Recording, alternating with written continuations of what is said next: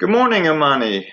Welcome to Thursday and your braces writing, and welcome to my kitchen, which needs some cleaning. We are still doing imagery in poetry this week, and if you ask me, imagery is kind of the hardest thing to get a handle on. We know that imagery in poetry, when we talk about imagery, we're talking about how a poet uses language, essentially words, to make pictures into your brain. So that's a concept that we, as readers, we imagine things based on what the writer has written. But there's another layer to that, which is the writer is putting certain images into our minds, but there's usually a deeper meaning behind these images. So we're going to take a little deep dive into that under the surface um, meaning of imagery. So, imagery and poetry, words into your brain. This is kind of a review of what we did on Monday. So, is the next card I'm going to present. I know I don't have this in presentation form to you. I will get there and then we'll come back to it. Um, so, imagery and poetry. So, the objective of this week really to identify imagery and explain the purpose of imagery in a poem.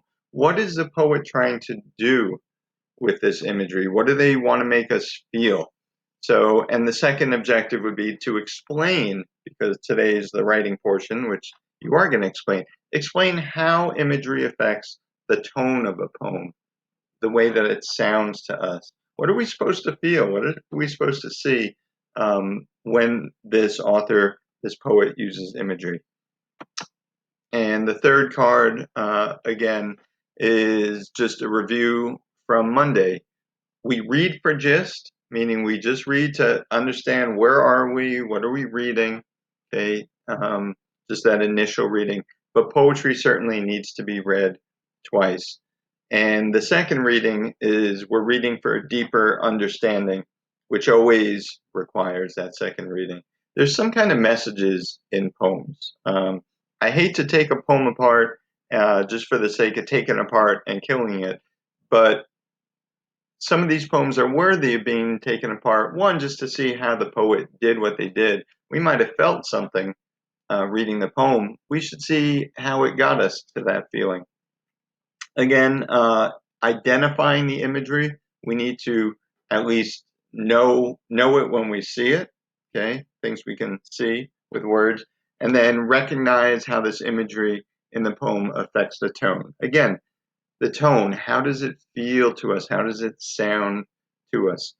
So I'm going to model this for you with Gary Soto's poem Oranges. And first, we're going to take a video look at the poem and reading of the poem, and then we're going to actually have a surprise guest speaker in here to read the poem to you. One thing I will say about the video, so videos kind of put these images into your mind when you watch them, whether it be a music video, this imagery in music videos. So this is somebody's interpretation of Oranges by Gary Soto. There's actually a couple of changes in it. So it's not necessarily the be all and end all of Gary Soto's Oranges. It's just how this particular person interpreted it and wanted to present um, Gary Soto's poem. So I'm going to play it for you. And here we go. Hopefully you'll be able to hear and see.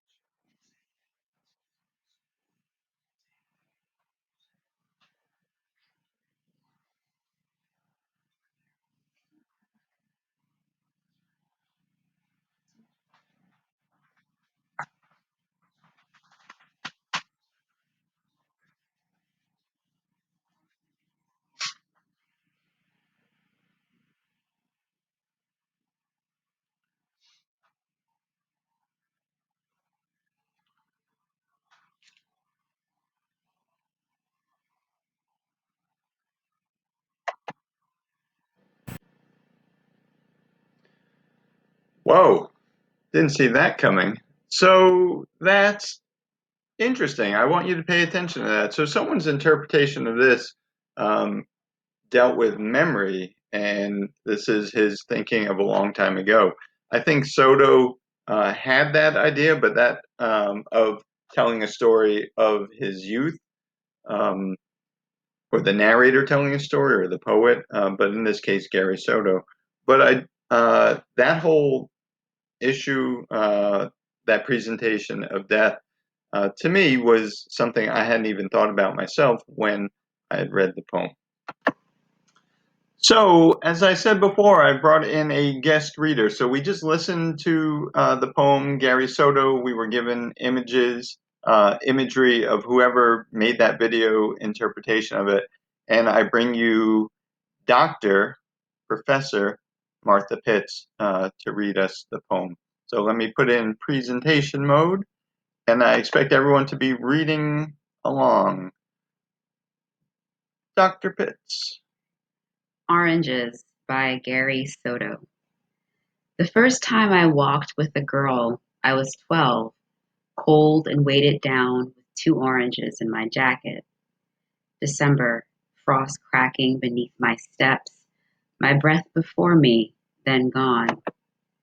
As I walked toward her house, the one whose porch light burned yellow, night and day in any weather, a dog barked at me until she came out pulling at her gloves, face bright with rouge.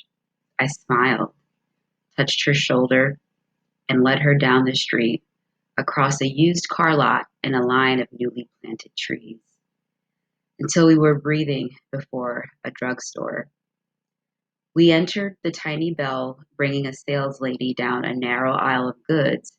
I turned to the candies, teared like bleachers, and asked what she wanted, light in her eyes, a smile starting at the corners of her mouth. I fingered a nickel in my pocket, and when she lifted a chocolate that cost a dime, I didn't say anything. I took the nickel from my pocket, then an orange, and set them quietly on the counter. When I looked up, the lady's eyes met mine and held them, knowing very well what it was all about. Outside, a few cars hissing past, fog hanging like old coats between the trees. I took my girl's hand in mine for 2 blocks, then released it to let her unwrap the chocolate. I peeled my orange that was so bright against the gray of December that, from some distance, someone might have thought I was making a fire in my hands. Thank you, Dr. Pitts. I know everybody. You're like, you're fired. Dr. Pitts will now be teaching us. So thank you very much You're welcome. for that reading. So I want to focus in on some of the language of the poem because that's what we're looking at. We're looking at the imagery. So we just read the text of the poem, and now I'm going to go back and here is some of the imagery. I'm going to put it back in the presentation mode. So here's some of the imagery that I put down that I was looking at. So cold and weighted down with 2 oranges in my jacket. I'm just that kind of picture. We know that the roundness of the oranges and the weight, and especially if they're cold, we know those oranges. We get them in school sometimes. They're like rocks in your pocket. So when you think about weighing down, I can almost feel that imagery. I can see it, that little roundness in the pockets. And with that frost cracking beneath my steps, again, I'm picturing something. It makes me think of this ice, this very thin ice under me. It's something that I can actually see for myself. So these are images. They are things that we associate with them. Ice and cold and we picture ourselves bundling up or shivering. Oranges have a whole other imagery to them, kind of a new life or the brightness of it. So it's warmth and sun. So think of imagery. It's not just a picture, but it's a picture that makes us feel something. The ice makes us feel cold. If we're cold, we're kind of bundled up. If we're warm, we start kind of coming out of our shell. Again, some more images. Pulling at her gloves, face bright with rouge. Rouge is a French word for what, Dr. Pitts? Red. For red, okay. So not just the coldness of the red, but maybe she put on a little. Makeup. Really? At 12 years old? Wow. Yeah. All right, she's preparing herself. I smiled, touched her shoulder, and led her down the street. The touch, right? The touch says something. There's something going on there. There's some kind of feeling there. It's subtle, but it's there. And on the surface, we know this is a boy just taking a girl out for a walk. Um, but it's more than that. There's more going on. So, oranges imagery leading to deeper meaning. Um, basically, what I just said. So he takes her out. Nothing ever goes according to plan. You agree with that, Doctor? Very There's true. always something, and this poem really is a story poem. It's an extended poem. So he goes. He's got a nickel to spend. She picks out something beyond his means, something that costs twice as much, a dime. So there's a certain tension in the poem too, something we can feel like what's going to happen in a sense. And we know the poem is titled Oranges, so we know it's going to play somehow prominently in the poem itself. So let's just take a look at the writing. I'm going to thank Dr. Pitts for her involvement. You're welcome, Thank you, Mr. A. thank you for being here. And I know, I'm fired. So let's just take a look at the writing portion of this. We know that braces, let me just, give you my thing on braces. Braces is formulaic in the sense that it sets us up with a way to approach questions, a way to answer questions. It's a framework. It's something that we build upon. In teaching, we often talk about scaffolding. Scaffolding is that kind of that skeleton um, beneath all other learning gets built on. Braces is a framework, and it's what we've been practicing, and I need you to try to really hit the mark as we close out the year. So the question that I'm going to model for you is with the poem Oranges. You're going to be actually writing about the poem Wild Geese, which you should have read already by Mary Oliver. So, Orange's imagery, how does the poet use strong imagery in the poem Oranges by Gary Soto? It's not just what is the imagery, and you could pick it out. It's how does he use it? What is he doing with it? So, the first couple lines are my background statement. Imagery in the poem Oranges brings words to life and helps a reader understand the poet's intention or feelings in a certain time or place. I thought it was important to mention in a certain time and place because this is a poem that it's a memory poem. He's talking about the first time I ever. So this is somebody's memory. Here we go with answering the question directly, responding to the question. Gary Soto uses imagery in the poem Oranges to invoke that early nervousness and intense feeling that comes when you're young and have a crush on somebody. We catch a glimpse of this intensity and imagery when in the drugstore, the girl, and here comes the text, I'm bringing in the text, light in her eyes, a smile on her face. That's the text. Notice how I closed in quotes. Was looking at the candy he was going to buy her. This imagery of her, okay, light in her eyes, a smile on her face. What feeling do we get from it? Okay.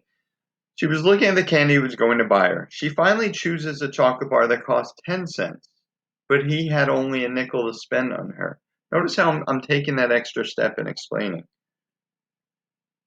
This was going to be an embarrassing disaster. Only the narrator gets bailed out by the kind drugstore clerk who accepts one of the oranges he has as part of the payment. Again, talking about interpretation of something. In the video, the drugstore clerk was a man. In the poem, it's actually a woman. Here comes my second piece of text evidence and second explanation. The author, should have probably written poet. The poet, the author, also uses strong imagery to give the reader a sense of how everything was so amazing and powerful and bright, that things worked out so well for the narrator that cold day, that the orange he has left, he peels and describes as, here comes my text, so bright someone might have thought I was making a fire in my hands. And now I'm going to close it out with just a little summary sentence. The poet used strong imagery to give the reader the sense of how intense and meaningful this little date was, and how vividly he remembers it. Just a little note about the paragraph. The author also uses strong imagery. I looked at it even after I read it twice. It probably makes grammatical sense, but it's probably not the best I could do. It seems a bit of a run-on sentence. You need to look at your writing, reread it, decide whether you're going to make changes to it. I left it there just as an example, but I think I should probably break that up into a couple of sentences on a rewrite. So again, back to our objective, which is really identifying the imagery, but then we're asking, how does he use the imagery? Which is what you're going to be answering with a different poem. So if we take the image of the orange, what feeling do we get from it? And I wrote, we get the feeling of warm or warmth. We get color, which invokes certain things for us, a bright orange sun. We have these connections to that color orange, even the shape of it. Rough with the outside and the peel. When we think about the peel, it's a little rough on the outside, smooth in some ways, and the sweetness inside. So the image of the orange, the imagery of the orange, okay, makes us feel certain things. Same goes with the frost that's mentioned in the poem. When I think about frost, I think about something that's white or hard, the ice, and still, kind of the stillness of winter, not a lot of things living. And ice as a shell or frost as a shell, something that covers us or protects us, something that draws us in. So frost as an image, what does it make us feel? This is what we're trying to do. How does the author use frost? He uses frost to make us picture something and feel something. And then also the line, candies tiered like bleachers. Tiered means kind of like stacked in levels. And when I'm picturing different candies, I'm picturing different colors, different wrappers, different brands. So he gives us a description, he gives us the image, and then what I'm feeling is, and what I'm seeing are these colors, and I'm feeling like the sweetness of them or the anticipation of when I get to them. Like we don't want to just look at candy and then not get at it. That's for sure. So on the surface, this poem seems to be about a boy and a girl, walk to the drugstore to buy candy. All right, nicely told, but there's a deeper meaning to this. Certainly, the video gave us this kind of this love that never dies, even though maybe the girl has passed. Um, but there's always a deeper meaning to these poems. I don't like to, like beat a poem to death, but we have to read it with enough understanding to see what's there for us. We can interpret poems differently, and certainly, I think Wild Geese by Mary Oliver, we can interpret it in a number of different ways, but we have to explain ourselves. Why did we feel a certain way when we read this? Why did we feel a certain way with certain images? So here is your assignment, which will be posted, should be posted by the time you look at this video. Do not try to answer this without watching this video. Don't try this at home, although you have to try everything at home now. So that's something that's going to go out of our lexicon. Don't try this at home. Do try everything at home. Anyhow, Wild Geese by Mary Oliver. So read the poem. Hopefully you're watching me now. How does the poet use strong imagery? It's the same question. How does the poet use strong imagery in the poem Wild Geese? Use two details from the poem to support and explain your answer. So when you answer the question, she uses imagery to do what? So she uses this line to do what? To make us feel what? To make us see what? To make us realize what? That's your job. So you're going to give me that piece of text. You're going to give me that image of the geese. But then you're going to explain, what is she doing with it? The poet uses strong imagery to make me feel this, to make us see this, to make us realize this. And I need you to extend your writing. Don't just give it to me. She makes us feel sad. Why? Why does this image possibly, if that's what you're going to talk about, make us feel sad? So I want to leave you with this. I know the world has been turned topsy-turvy.